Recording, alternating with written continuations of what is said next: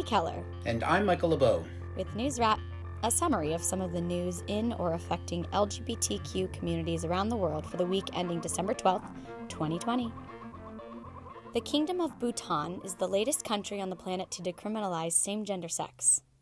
The criminal code has punished sodomy or any other sexual conduct that is against the order of nature with up to a year in prison. According to Pink News, there have been no known prosecutions under those laws. A December 10th joint meeting of the Lower National Assembly and Upper National Council voted to repeal those provisions. None of the 63 members opposed and 6 abstained. The changes await the formal approval of Bhutan's King Jigme Khesar Namgyel Wangchuk. Finance Minister Namgyel Chering was among the government leaders to support the repeal. He said, "To keep up with the times." Bhutan's most invisible, fledgling LGBTQ rights movement lobbied for more than a year for passage of the sex law reform. Tashi Chenten of the queer advocacy group Rainbow Bhutan told Reuters that the bill being passed on Human Rights Day itself is a momentous day for everyone in Bhutan. Dwarfed by its neighbors China and India, the tiny, mostly Buddhist Himalayan nation is home to about 800,000 people. Veteran gay activist Roy Tan is challenging Singapore's Section 377A again. That penal code provision criminalizes consensual adult same-gender sex. Offenders are punished with up to 2 years in prison. The 62-year-old retired doctor, also known as Tan Sang Ki, was part of an earlier challenge that focused on constitutional rights. The High Court rejected that effort, which is being challenged in the Court of Appeal. Tan's current petition to the High Court argues that enforcement of the statute has been rare and sometimes arbitrary. He claims that inconsistencies in enforcement of the law require its repeal, an approach, he says, has rarely been tried before.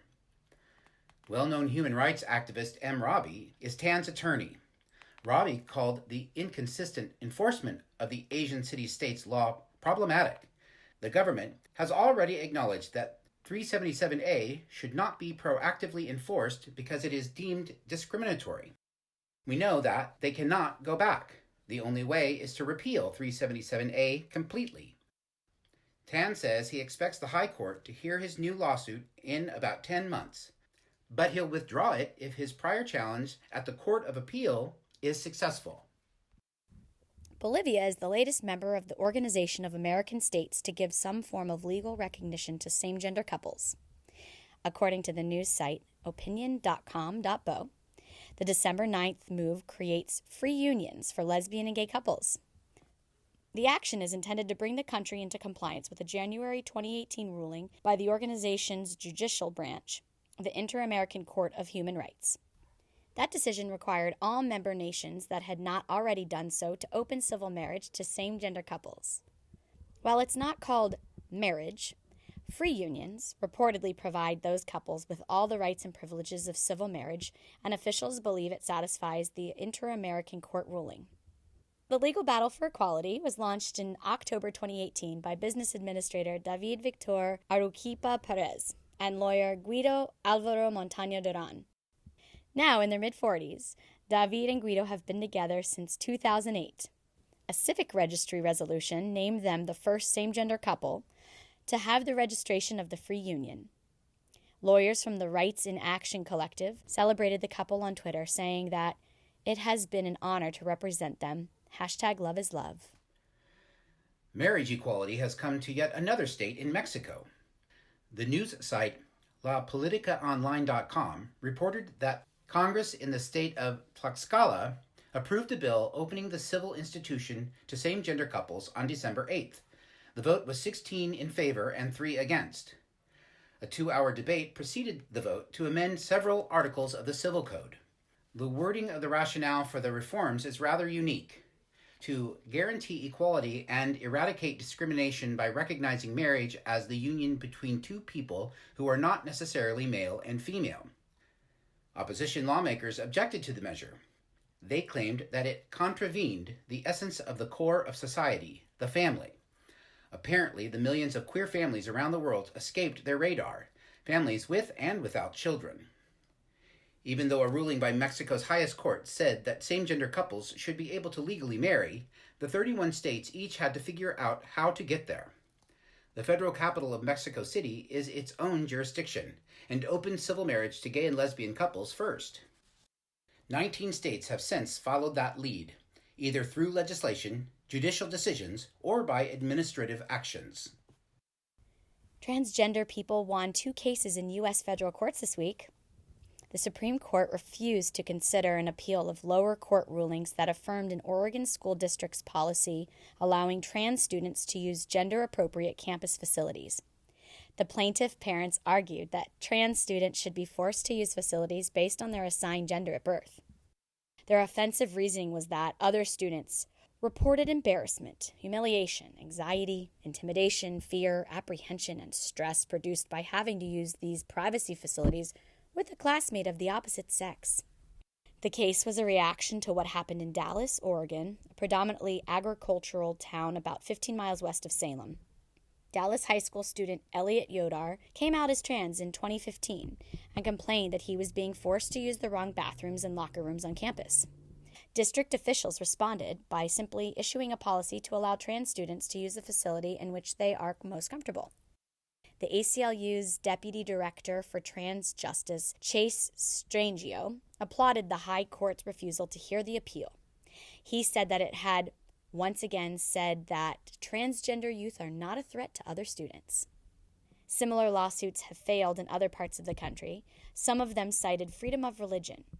The Supreme Court declined to hear one appeal from Pennsylvania last year. A U.S. federal judge ruled this week that the U.S. State Department should not have required a Nevada trans man to provide a doctor's note before it would issue a passport to him with a male gender marker. Oliver Bruce Morris simply wanted a second form of ID to complement his driver's license. The Nevada Department of Motor Vehicles identifies him as male, but the State Department demanded certification of his completed gender transition.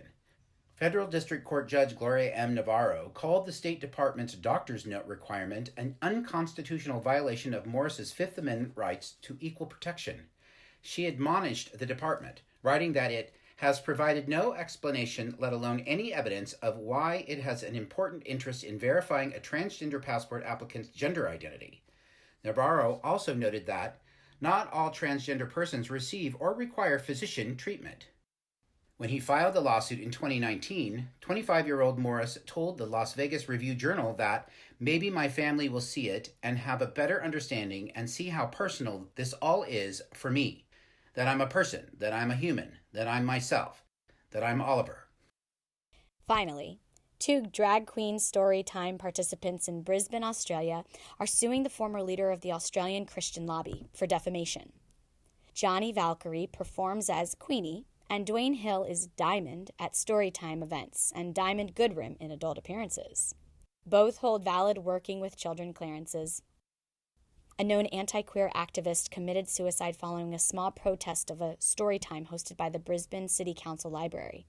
Former Australian Christian lobby leader and leading national homophobe, Lyle Shelton, took advantage of the situation.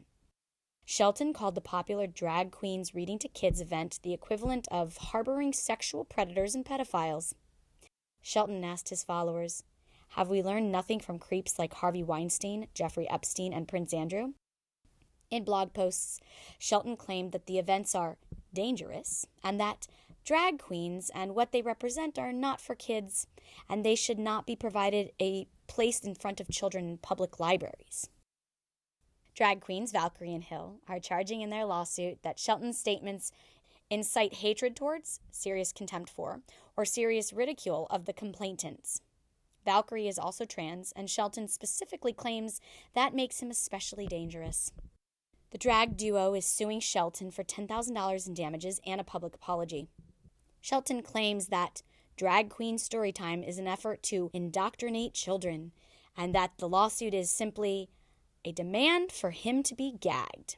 That's NewsWrap, global queer news with attitude, for the week ending December 12th, 2020. Follow the news in your area and around the world. An informed community is a strong community. NewsWrap is recording remotely during the COVID-19 emergency. It's written by Greg Gordon, edited by Lucia Chappell, produced by Brian DeShazer, and brought to you by you.